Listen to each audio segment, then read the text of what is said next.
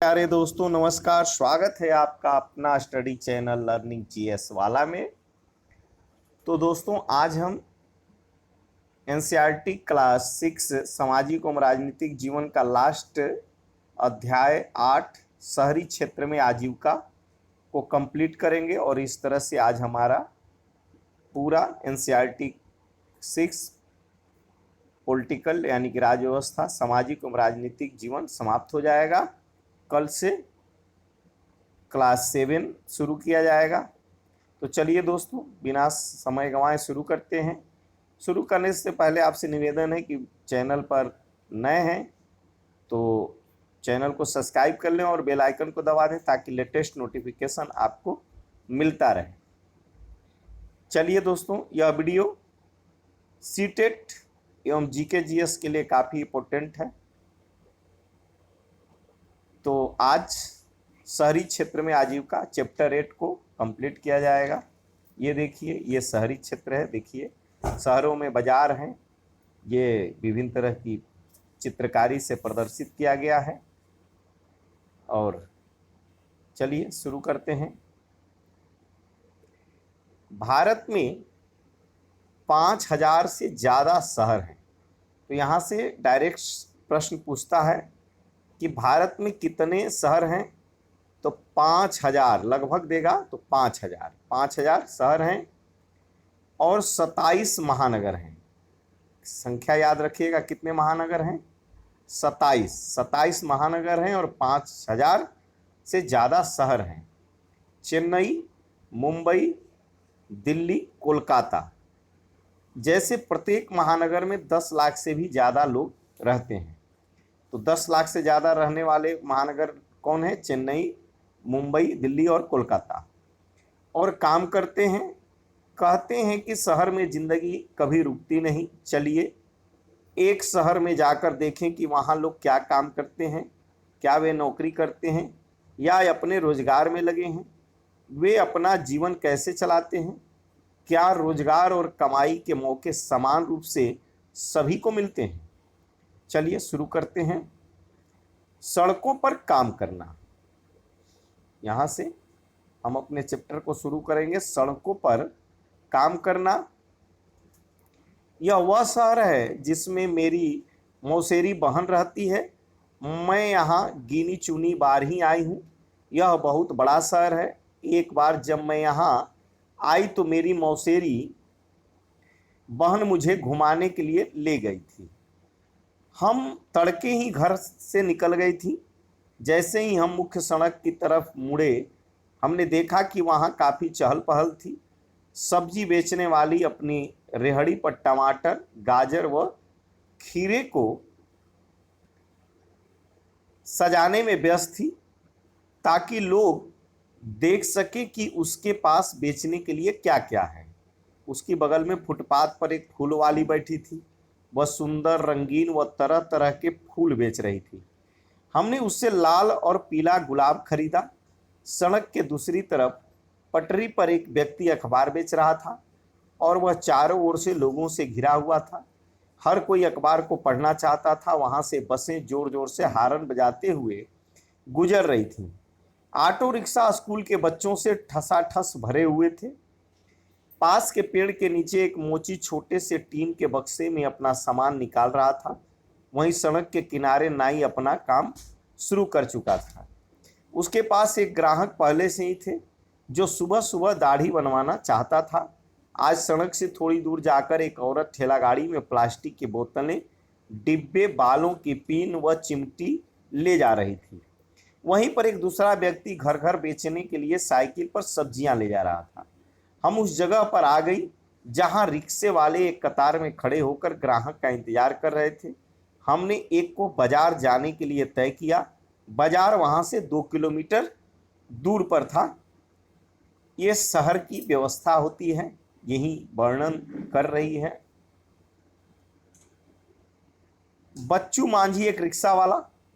चलिए, यहाँ से प्रश्न तो पूछता नहीं है लेकिन कहानी इंटरेस्ट होता है पढ़ने में, अब मज़ा आता है। मैं बिहार के एक गांव से आया हूं जहां मैं मिस्त्री का काम करता था। मेरी बीवी और 3 बच्चे गांव में ही रहते हैं। हमारे पास जमीन नहीं है, गांव में मिस्त्रीगिरी का काम लगातार नहीं मिलता था। जो कमाई होती थी वह परिवार के लिए पूरी नहीं पड़ती थी। जब मैं शहर पहुंचा तो मैंने यह पुराना रिक्शा खरीदा और इसका पैसा किस्तों में चुकाया। यह काफ़ी साल पहले की बात है। रोज़ सुबह बस स्टॉप पर पहुंच जाता हूं, ग्राहक जहां भी जाना चाहे उन्हें वहां छोड़ देता हूं, फिर रात को 8-9 बजे तक रिक्शा चलाता हूं। मैं शहर की एक कॉलोनी में आसपास करीब 6 किलोमीटर तक रिक्शा चलाता हूं। दूरी के हिसाब से हर ग्राहक मुझे 10 से 30 रुपए तक देता है। जब तबीयत खराब हो जाती है तब मैं यह काम नहीं कर पाता।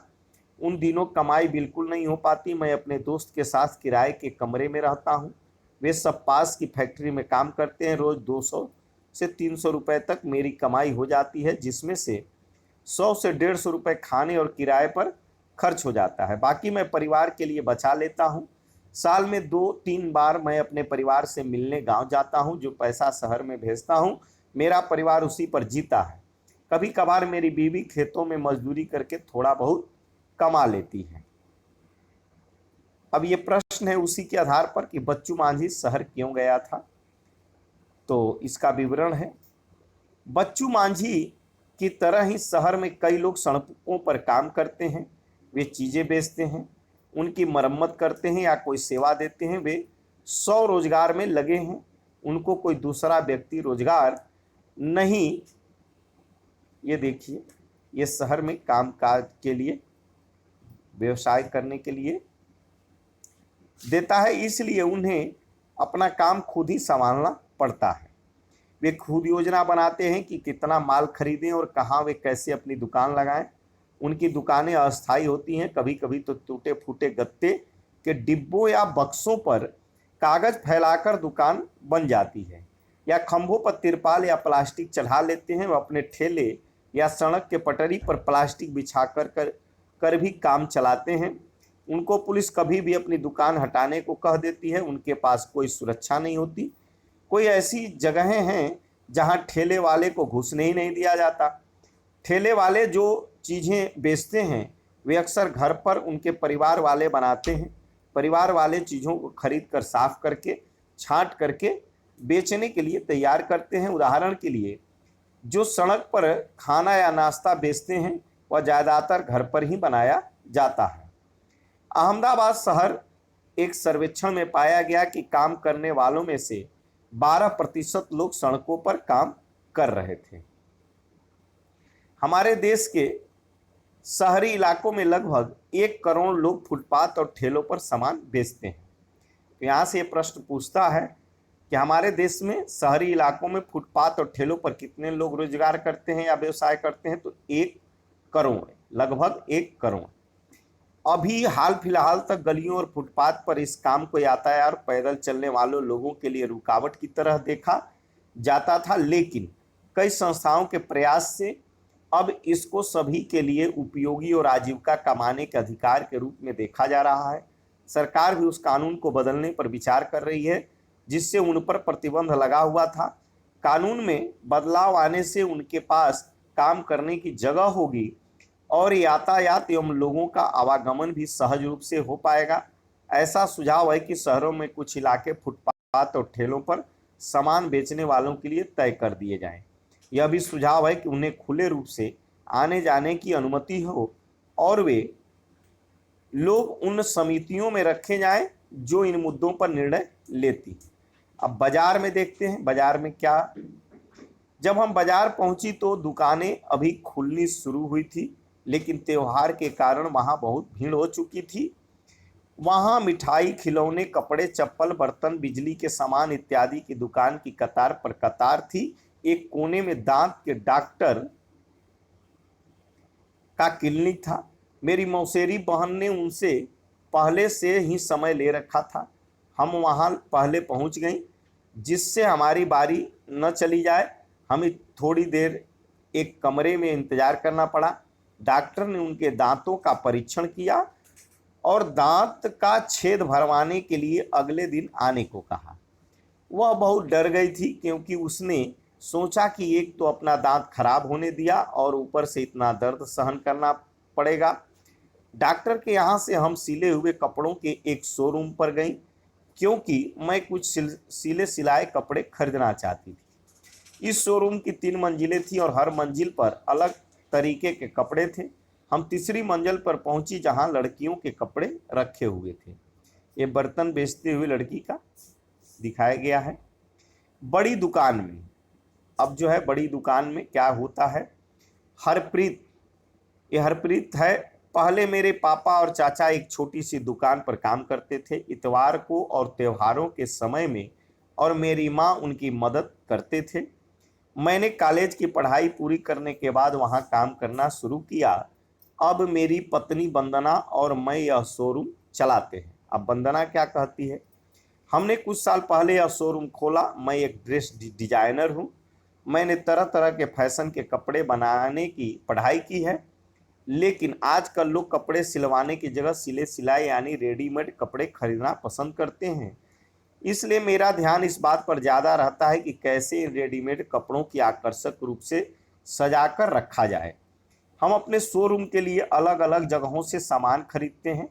ज़्यादातर माल मुंबई, अहमदाबाद, लुधियाना और त्रिपुरा से आता है। कुछ सामान दिल्ली के पास के शहरों जैसे गुड़गांव और नोएडा से भी आता है। कुछ कपड़े हम विदेशों से भी मंगवाते हैं। इस शोरूम का सही रूप से चलाने के लिए हमें कई चीज करनी पड़ती हैं।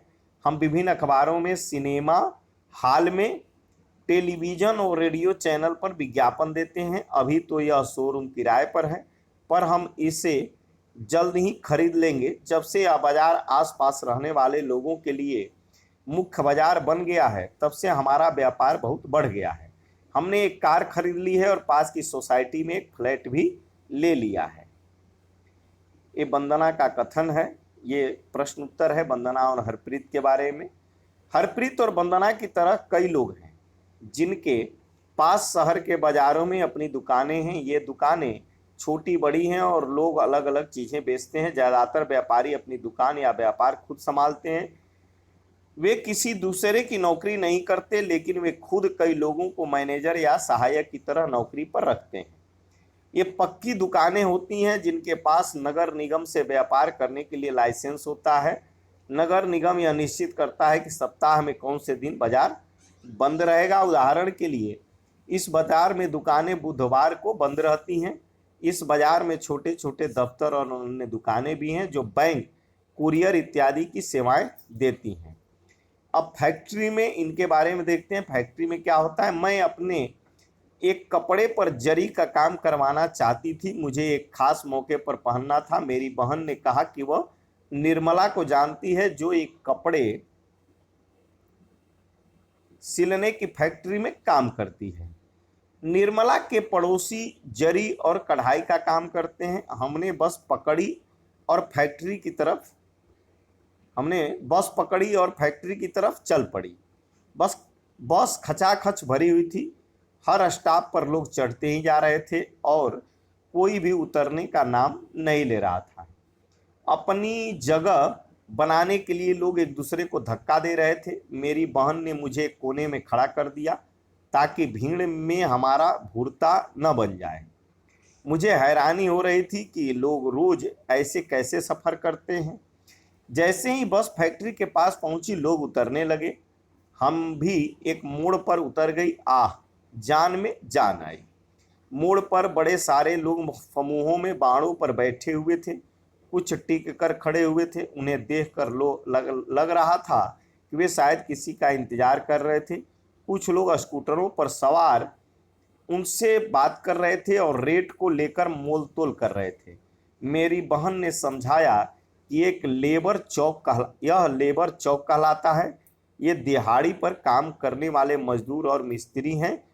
कुछ जहां भवन बन रहे होते हैं वहां मजदूरी करते हैं। कुछ बोझा ढोते हैं और ट्रक के सामान उतारते हैं। कुछ लोग टेलीफोन की लाइन और पानी की पाइप के लिए खुदाई का काम भी करते हैं।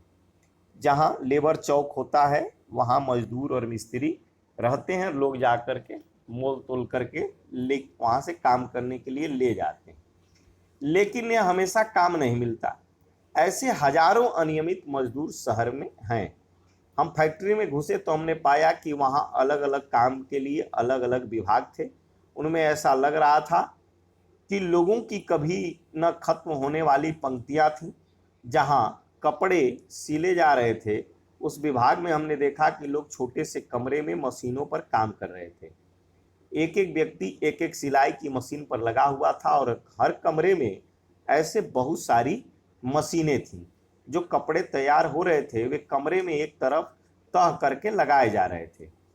हमने निर्मला को ऐसी ही एक जगह पर पाया। वह मेरी बहन से मिलकर बहुत खुश हुई और उसने वादा किया कि मेरे कपड़ों पर जरी का काम करवा देगी। चलिए आगे देखते हैं। निर्मला कपड़े निर्यात करने वाली एक कंपनी में दर्जी का काम करती है। जिस फैक्ट्री में वह काम करती है वहां अमेरिका, इंग्लैंड, जर्मनी और नीदरलैंड जैसे देशों के लोगों के लिए गर्मी के कपड़े सिले जाते हैं। दिसंबर से अप्रैल तक निर्मला पर काम का बोझ बहुत ज़्यादा रहता है। अक्सर वह 9 बजे सुबह काम शुरू करती है और रात 10 बजे तक ही काम निपट पाता है। कई बार और भी देर हो जाती है। वह हफ्ते में 6 दिन काम करती है। जब काम जल्दी का होता है तो उन्हें इतवार को भी काम पर जाना पड़ता है। निर्मला को रोज 8 घंटे काम करने के रुपए 280 मिलते हैं और अतिरिक्त रुपए 100 देर तक काम करने का मिलता है। जून तक काम खत्म हो जाता है तो फैक्ट्री वाले इन दर्जियों की संख्या घटा देते हैं। निर्मला को भी निकाल दिया जाएगा। हर साल करीब 3 से 4 महीने के लिए उसके पास काम नहीं रहता है। निर्मला की तरह ज्यादातर कारीगर अनियमित रूप से काम में लगे हुए हैं। मतलब उनको काम पर तभी आना होता है जब मालिक को जरूरत होती है। उनको रोजगार तभी मिलता है जब मालिक को बहुत सारा काम मिल जाता है या फिर खास मौसम में काम मिलता है। साल के बचे हुए समय में उन्हें दूसरा काम ढूंढना पड़ता है। निर्मला की तरह की नौकरियां अस्थायी नहीं होती। अगर कारीगर अपनी तनख्वाह या परिस्थितियों के बारे में शिकायत करते हैं तो उन्हें निकाल दिया जाता है। नौकरी की कोई सुरक्षा नहीं होती और अगर कोई बुरा व्यवहार करे तो उनके बचाव के लिए कुछ नहीं होता। उनसे बहुत लंबे समय तक रोज काम करने की उम्मीद भी रखी जाती है। उदाहरण के लिए बिजली से चलने वाली करघों की यानी पावर लूम फैक्ट्री में मजदूर दिन और रात की पालियों में 12-12 घंटे तक काम करते हैं। उन्हें 8 घंटों से ज़्यादा काम करने की मजदूरी अलग से नहीं मिलती है। ये प्रश्न आंसर है मजदूरों के काम करने की स्थिति में। दफ्तर में अब क्या पोजीशन है, क्या होता है। मेरी मौसी सुधा विपणन प्रबंधक यानी मार्केटिंग मैनेजर है। उन्होंने हमें शाम 5:30 बजे से पहले अपने दफ्तर पहुंचने को कहा था। हमने सोचा कि देर न हो जाए इसलिए ऑटो रिक्शा ले लिया जिसने हमें बिल्कुल समय पर पहुंचा दिया। उनका दफ्तर ऐसी जगह पर था जहां चारों तरफ बड़ी बड़ी इमारतें थीं। उनमें से सैकड़ों लोग बाहर आ रहे थे। कुछ कार पार्किंग की तरफ बढ़ रहे थे और कुछ बसों की पंक्तियों की तरफ। मौसी एक बिस्कुट बनाने वाली कंपनी में मैनेजर का काम करती है। बिस्कुट शहर के बाहर एक फैक्ट्री में बनाए जाते हैं। मौसी 50 विक्रेताओं यानी कि सेल्समैन के काम का निरीक्षण करती है जो शहर के विभिन्न भागों में आते जाते हैं। ये लोग दुकानदारों से बड़े बड़े ऑर्डर लेते हैं और उनसे भुगतान इकट्ठा करते हैं। अब जो है काम को सुचारू रूप से चलाने के लिए मौसी ने शहर को 6 भागों में बांट दिया है और वे हर हफ्ते एक भाग के विक्रेताओं से मिलती हैं। वे उनकी प्रगति रिपोर्ट देखती हैं और उन्हें उनकी समस्याओं पर चर्चा करती हैं। उनको पूरे शहर में बिक्री की योजना बनानी होती है और अक्सर देर रात तक काम करना पड़ता है। उन्हें काम के सिलसिले में यात्राएं भी करनी पड़ती हैं। मौसी को नियमित तनख्वाह मिलती है और वह बिस्कुट कंपनी की अस्थायी कर्मचारी हैं। वे यह उम्मीद रख सकती हैं कि उनकी नौकरी लंबे समय तक चलेगी। अस्थायी कर्मचारी होने के कारण उनको निम्नलिखित फायदे भी मिलते हैं। अब बुढ़ापे के लिए बचत। उनकी तनख्वाह का एक भाग भविष्य निधि में सरकार के पास डाल दिया जाता है। इसके बचत पर ब्याज भी मिलता है। नौकरी से सेवानिवृत्त होने पर यह पैसा मिल जाता है। तो जो है यह बुढ़ापे के लिए बचत भविष्य निधि का पैसा है जो नौकरी की सेवानिवृत्ति पर मिलता है। छुट्टियां, इतवार और राष्ट्रीय त्योहारों के लिए छुट्टी मिलता है, उनको वार्षिक छुट्टी के रूप में कुछ दिन मिलते हैं। परिवार के लिए चिकित्सा की सुविधाएं, कंपनी एक सीमा तक कर्मचारी और उनके परिवारजनों के इलाज का खर्च उठाती है। अगर तबीयत खराब हो जाए तो कर्मचारी को बीमारी के दौरान छुट्टी मिलती है। शहर में ऐसे कई कर्मचारी होते हैं जो दफ्तरों, फैक्ट्रियों और सरकारी विभागों में काम करते हैं, जहां ये देखिए काम करते हुए लोग ये चलिए पढ़ लेते हैं तो इसको देख लेंगे। जहां उन्हें नियमित और अस्थायी कर्मचारी की तरह रोजगार मिलता है, वे लगातार उसी दफ्तर या फैक्ट्री में काम पर जाते हैं। उनका काम भी तय होता है, उनको हर महीने तनख्वाह मिलती है। अगर फैक्ट्री में काम हो तो भी उन्हें अनियमित रूप से काम करने वाले मजदूरों की तरह निकाला नहीं जाता है। आखिर दिन खत्म हुआ और हम मौसी की कार में थकी मांदी बैठ गई, लेकिन आज बहुत मजा आया। मैंने सोचा कि कितना अच्छा है कि शहर में इतने सारे लोग इतनी तरह का काम करते हैं। वे कभी एक दूसरे से मिलते भी नहीं हैं, मगर उनका काम उन्हें बांधता है और शहरी जीवन को बनाए रखता है। ये जो है विवरण शहर की व्यवस्थाओं के बारे में बताया जा रहा है।